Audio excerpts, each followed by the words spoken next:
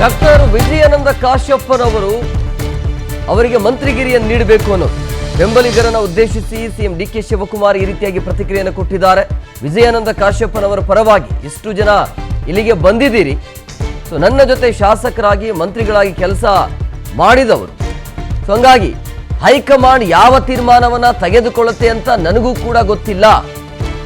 Doctor Vijayananda ಕಾಶ್ಯಪ್ಪನವರಿಗೆ ಮಂತ್ರಿಗಿರಿ ನೀಡಬೇಕು ಅನ್ನುವಂಥ ವಿಚಾರವಾಗಿ ನೀಡಬೇಕು ಅನ್ನೋದು ಹೇಳಿ ಡಿ ಕೆ ಶಿವಕುಮಾರ್ ಅವರು ಹೇಳ್ತಾ ಇದ್ದಾರೆ. ಬಟ್ ನನ್ನ ಕೈಯಲ್ಲಿ ಇಲ್ಲ, ಏನೇ ಆದರೂ ಕೂಡ ಹೈಕಮಾಂಡ್ ನೋಡಿಕೊಳ್ಳುತ್ತೆ ಅನ್ನೋ ರೀತಿಯಲ್ಲಿ ಮಾತನಾಡಿದ್ದಾರೆ. ಬಟ್ ಆಗಬೇಕು ಅನ್ನೋದನ್ನ ವಿಶ್ವಾಸವನ್ನು ಕೂಡ ಡಿ ಕೆ ಶಿವಕುಮಾರ್ ವ್ಯಕ್ತಪಡಿಸಿದ್ದಾರೆ.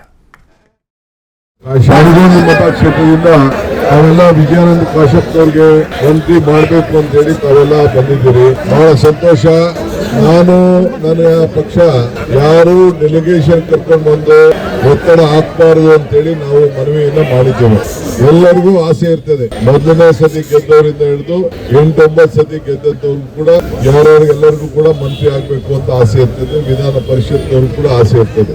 ಆದ್ರೆ ತಾವೆಲ್ಲ ನಮ್ಮ ವರಿಷ್ಠರು ಅವ್ರದೇ ಆದಂತ ಒಂದು ನಿಯಮವನ್ನ ನಾವು ಪಾಲನೆ ಮಾಡ್ಬೇಕಾಗ್ತದೆ. ಕಾಶ್ಯಪ್ ಅವರು ಬಹಳ ಚೆನ್ನಾಗಿ ಆತ್ಮೀಯ ಪರಿಚಯರು, ನನ್ನ ಸ್ನೇಹಿತರು. ಅವರ ತಂದೆ ಕೂಡ ನನ್ನ ಜೊತೆಯಲ್ಲಿ ಶಾಸಕರಾಗಿದ್ರು, ಮಂತ್ರಿ ಆಗಿದ್ರು. ಅವ್ರ ತಾಯಿ ಕೂಡ ಶಾಸಕರಾಗಿದ್ರು. ನಾನು ಕೂಡ ಬಂದು ಎಲೆಕ್ಷನ್ ಮಾಡಿದ್ದೇನೆ. ಸೊ ಎಲ್ಲ ಕೂಡ ನನಗೆ ಅರಿವಿದೆ.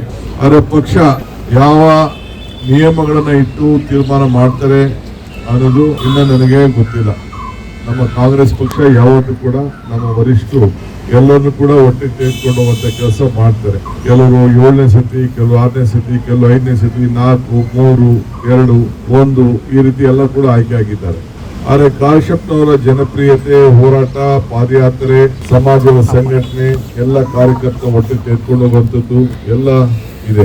ಸೊ ಅವರು ಕೂಡ ಇವತ್ತು ವೀರಶೈವ ಲಿಂಗಾಯತ ಅಭಿವೃದ್ಧಿ ನಿಗಮದ ಜವಾಬ್ದಾರಿ ತೆಗೆದುಕೊಂಡು ಇನ್ನ ಬೇರೆ ಕೊಡ್ಬೋದಾಯ್ತು. ಅದನ್ನ ಸಮಾಜದ ಋಣ ತೀರಿಸಬೇಕು ಅಂತ ಹೇಳಿ ಅವರು ಅದನ್ನು ತೆಗೆದುಕೊಂಡು ಅವರ ಜನಸೇವೆಯನ್ನು ಕೂಡ ಮಾಡ್ಕೊಂಡು ಅವರು ಬರ್ತಾ ಇದ್ದಾರೆ.